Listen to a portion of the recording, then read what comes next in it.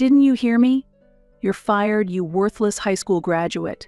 Pack your things and leave the company immediately. You're like a parasite, lingering around here. It's utterly disgusting."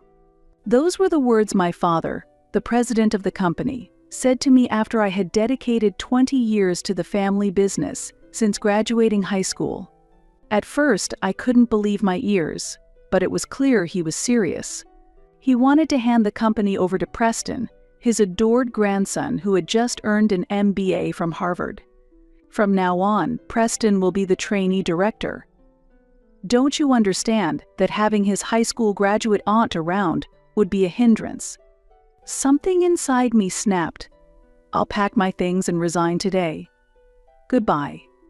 Ignoring my coworkers' attempts to stop me, I stormed out of the company. Little did I know, a week later, my father would call me in tears, begging me to return. My name is Blanca Lewis. In high school, I loved sports and lived with my father, Frederick, who ran a tax office, my mother, Maria, who handled accounting, and my academically gifted sister, Holly. Since childhood, I excelled at sports, joining various clubs, while Holly was gifted academically. We admired each other's strengths, making our bond unique. However, my parents had no understanding of sports and favored my studious sister. Even when I competed in long-distance events at the state level, my parents never came to cheer me on. But that didn't discourage me. No matter how much my parents disliked me, I knew results wouldn't betray me. The more I ran, the more confident I became in my growth. Because of this, I received offers from several universities for long-distance sports scholarships, but my parents, unable to appreciate the value of sports, opposed my college admission. Without their consent, I gave up on college and decided to join my parents' tax office right after high school, determined to make the most of the confidence I had gained through long-distance running. Given the shortage of staff, my parents practically forced me to join, but I was determined to prove them wrong. However, the hurdle was high. My years as a sports-oriented student made it difficult at first to handle taxes, with their complex numbers and laws, but my persistence from long-distance running helped me scrape by. After graduating high school, I moved out of my parents' home and began living on my own. This was also at my parents' insistence, thinking that as a working adult I shouldn't rely on them forever. "Sis, are you really leaving?" Holly, the only one who seemed sad about my departure, saw me off at the door on the day I left. "I'm sorry, Holly. Leaving you behind is my only regret, but I promise I'll keep in touch. And one day, come visit me. I'll be waiting." I gave Holly a reassuring smile, ruffling her hair to ease her worry. Unlike me, Holly was a bit shy and seemed like someone who needed protection. Leaving her alone in that house made me feel guilty. But since our parents were kind to her, I figured she'd manage. I thought if anything ever happens, I'll be there for her in an instant. Thinking I was acting a bit overprotective, I let go of Holly's head, said my final goodbyes, and left home. Several years after I left, Holly got married and Preston was born. Her husband was the son of my father's acquaintance, someone my father strongly recommended. As an aunt, I adored Preston and would often take him to the park on weekends. Preston became attached to me, and we shared a wonderful bond. However, as Preston grew older, my parents began to dote on him excessively. My father, in particular, had a strong desire to groom him as the successor. Preston was academically gifted and had always declared he would become a business leader. My parents placed high expectations on him, even interfering with Holly's parenting. Our weekend park outings gradually stopped as my father insisted that Preston focus on his studies. Over time, the distance between us grew. By the time Preston reached middle school, I was entirely sidelined. My parents were deeply invested in his tutoring and extracurriculars, hardly acknowledging my presence. Holly seemed apologetic, but I reassured her, saying, "It's fine.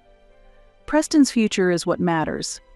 With my father's strong encouragement, Preston eventually secured admission to Harvard and entered the MBA program. high school graduates should just focus on work. That became my father's constant remark toward me. When he received the news of Preston's acceptance, I approached him with a handkerchief to dry his tears of joy, only to have it slapped away with those familiar words of disdain. The final blow came when my parents decided to attend Preston's enrollment ceremony, leaving me behind, uninvited. The antagonism was growing more intense. Holly apologized to me over the phone, but I assured her it was fine and that she shouldn't worry. I knew she was frustrated that she couldn't change our parents' behavior. I resolved not to trouble her further.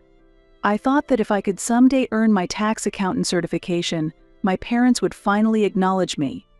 But contrary to my hopes, my parents' treatment of me grew colder. They began ignoring my greetings, and when I asked questions, they left them unanswered. "You don't even know that?" This is why high school graduates are useless. My mother often remarked, like a nagging mother-in-law. She sometimes even scolded me outright. Then, one day, a turning point arrived. I finally achieved my long-awaited tax accountant certification. After several years in the company, I decided to pursue the certification to build greater trust with our clients.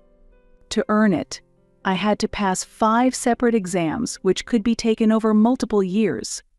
Taking advantage of this system, I passed 1 subject per year, dedicating 5 years to achieve my certification and officially becoming a tax accountant. I first shared the news with Holly and Preston. Holly was thrilled, as if it were her own accomplishment. Preston sent a brief message, "Congratulations." With newfound motivation, I dove into my work wholeheartedly, and as a result, clients began to trust me more. Even outside business hours, I would promptly attend to clients' needs.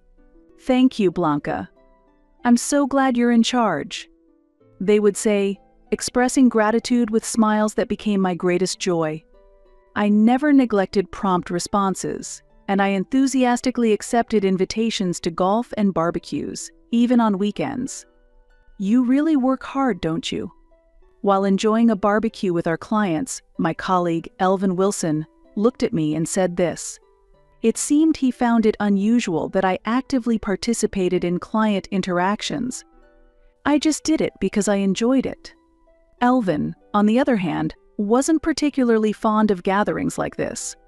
He was someone who would get attached to people he was close to, but when it came to professional relationships, he had a surprisingly detached side. Why did he even become a tax accountant?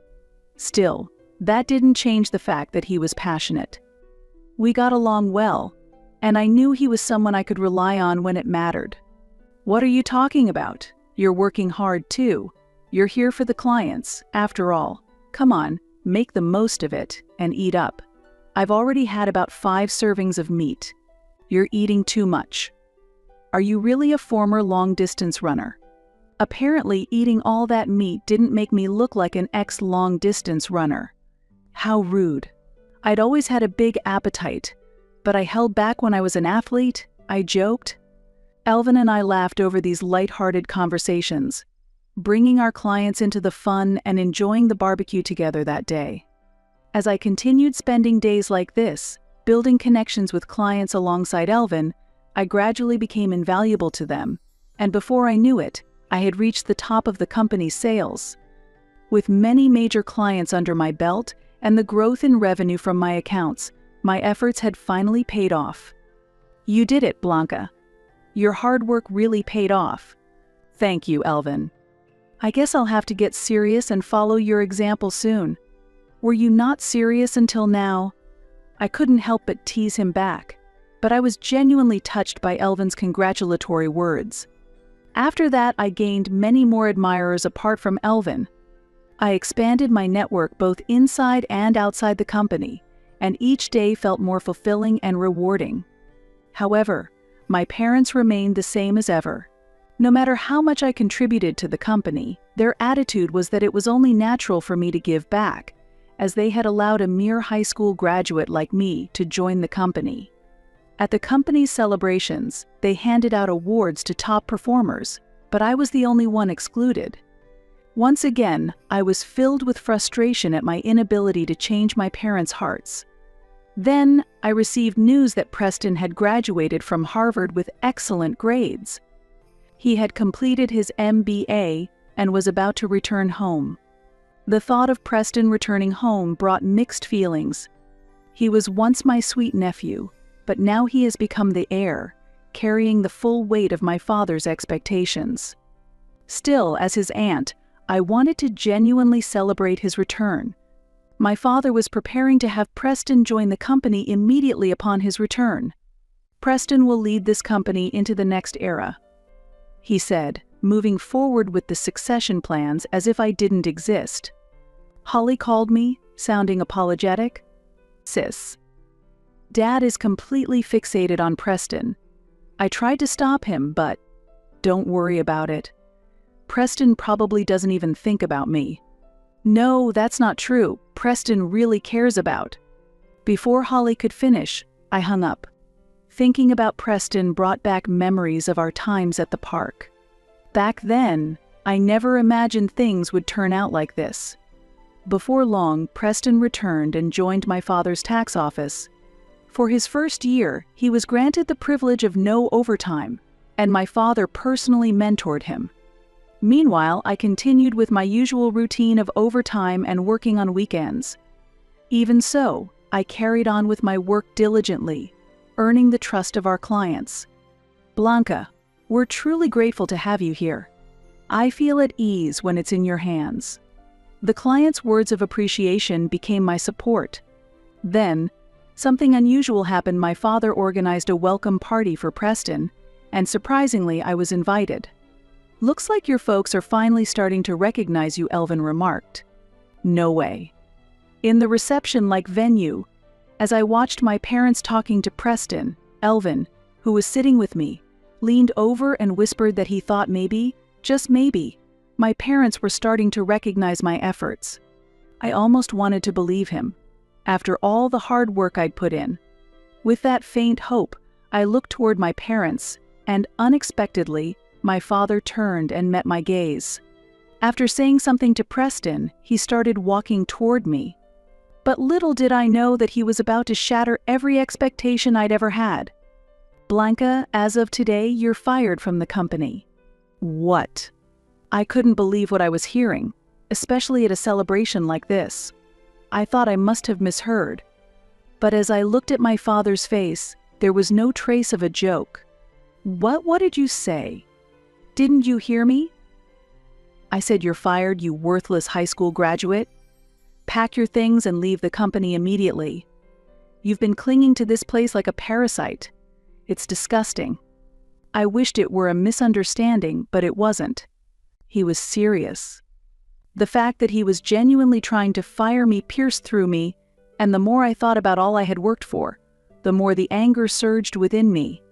For the first time, I let that anger out and confronted my father. "I've dedicated 20 years to this company, to you, ever since I graduated high school. Why, Dad? How could you treat Blanca this way? This is too much." Holly, who had also been invited, tried to intervene. "Preston will be taking over as the trainee director. Don't you understand that having his high school graduate aunt here would be an obstacle?" "Hey, that's going too far," Elvin interjected, clearly furious as he addressed my father. In all the years we'd worked together, I had never seen Elvin so angry. "Sir, no matter how much authority you have, there are things you should never say to your own child. And who do you think you are, speaking to me like this? I am the head of this tax office. What I say is absolute.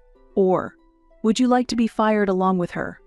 Even toward Elvin, my father was unyielding. If my presence was going to get Elvin fired too, then Enough. Both of you. Something broke inside me, and I calmly stopped their conversation. Elvin seemed to object, but honestly, I wasn't absorbing any of it. "I'll gather my things and leave today. Thank you for everything." "Blanca, wait." "Sis." Ignoring Holly's call, I cast a final glance at my father and ran out of the venue, almost fleeing. It hurt to realize that no matter how hard I worked, none of my efforts had ever reached my parents. But with Holly and Elvin by my side, I didn't want them to see me in such a pitiful state. Maybe it was time for me to stop clinging to my parents' company and strive to make it on my own elsewhere. Perhaps all I could do was support Preston, my nephew. Maybe it wasn't my time anymore. I'd have to make sure to properly apologize to Elvin later. As I ran down the dark road back to the company, thoughts like these swirled in my mind, and I felt tears beginning to flow naturally. There was no use crying, but I was determined to turn these tears into strength. With that resolve, I stopped running, took out my phone from my pocket, and made a call. The next day, I went around saying goodbye to our clients. Each one expressed regret over my departure, and many insisted they wanted to follow me to my new job. However, poaching clients would be improper. Though I tried to politely decline, I couldn't stop clients who wanted to switch tax offices of their own accord. They firmly insisted they wanted me as their advisor, refusing to compromise. I was overwhelmed with gratitude. It touched my heart deeply, and with most of my clients deciding to follow me to my new office, I couldn't hold back my tears in front of them. Yes, as soon as my resignation was confirmed the previous night, I called Simon Foster, the director of a tax office I knew, and after sharing the whole story, he offered me a position. "It must have been tough for you. You'll be able to relax here. We'd be delighted to have you." Simon was incredibly friendly, and I remember pouring my heart out to him, even rambling about trivial things through my tears, but he simply nodded along, listening patiently.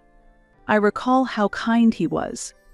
"If your father treats you that way, feel free to consider me as your father figure instead." Even over the phone, his words felt more fatherly than my actual father's, and I gradually felt a resolve to work hard for him. And so, shortly after leaving my former position, I joined Foster Tax Office, setting out toward a new goal. After working there for a few days, I was progressing better than I had expected. With most of my former clients following me and the director's full support, both my income and status at Foster Tax Office had improved. Feeling Simon's confidence in me only increased my motivation, and I found a renewed excitement in my work. About a week later, after finishing work, I checked my personal phone and was shocked to see a slew of missed calls from my father. I was stunned, as I'd never received a call from him before. Listening to one of the voicemails, I heard a message stating that his tax office was suffering a massive client loss, putting their finances in jeopardy. "Preston's gone too, and the company is in danger. Do something. You still want to work at my company, don't you?" Hearing my father's self-centered plea, I immediately ended the voicemail. Honestly, I no longer saw him as a father. What caught my attention, though, was the mention that Preston had left, which worried me.